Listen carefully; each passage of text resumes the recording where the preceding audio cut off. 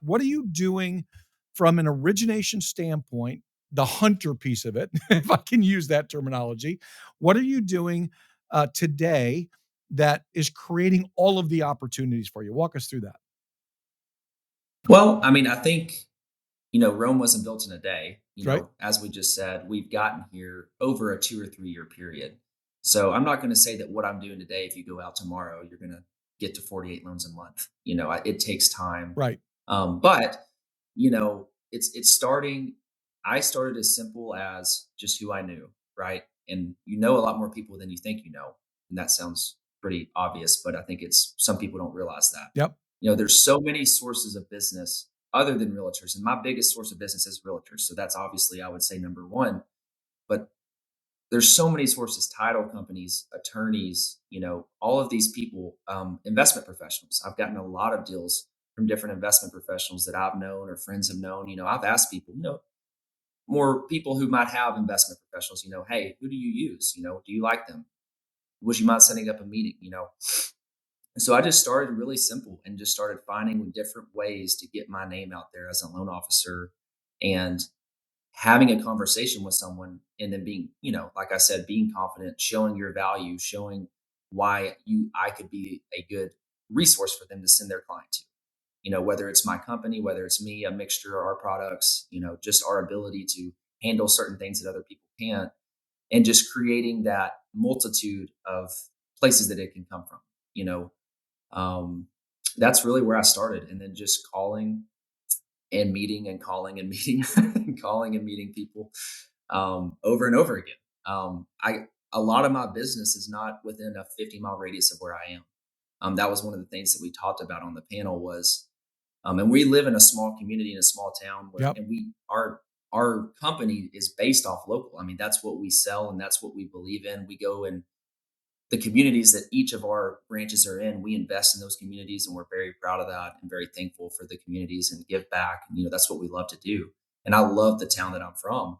But if I would have, you know, what's the word I'm looking for? If I would have tried to, survive off just 30-mile radius that I'm in, and I wouldn't have done a tenth of the business that I would have done if I would have only wanted to stay in my area.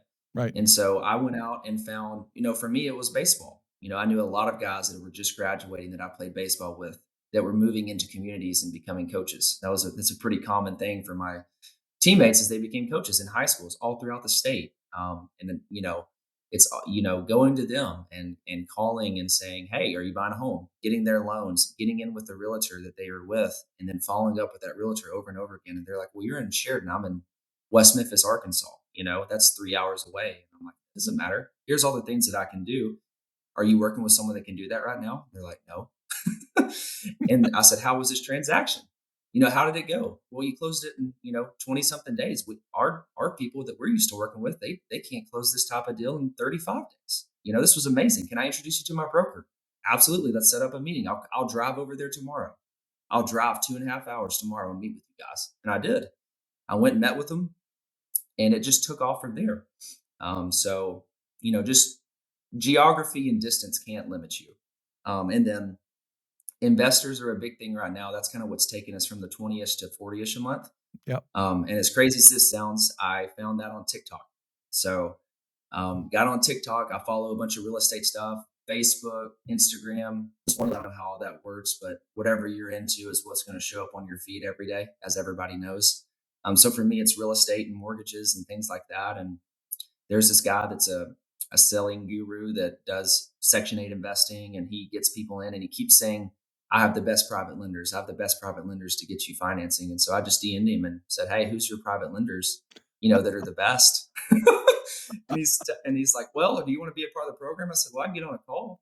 So we got on a call, and you know, Zoom just like this, me and him. He's in California. Um, Told him what we could do, and his entire business model is in the mid South Midwest because the properties are a little more affordable, and so for cash flow purposes, it makes the most sense to be right where I'm sitting.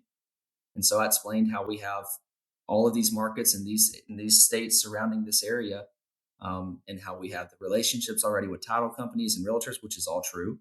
And he said, "Man, this is awesome. I'm adding you right now." Added me to his list. He's got 2,000 students.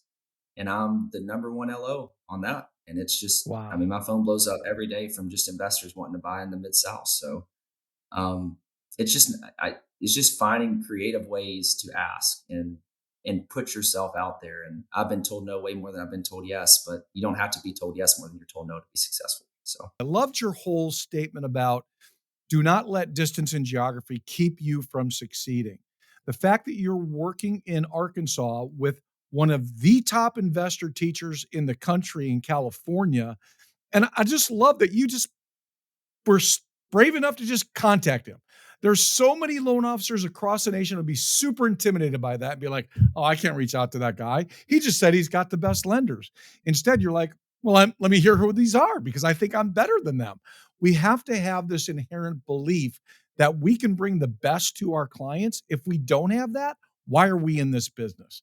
Why are we doing anything? So I love how you talked about those 2 things and the impact of that, and I agree with you.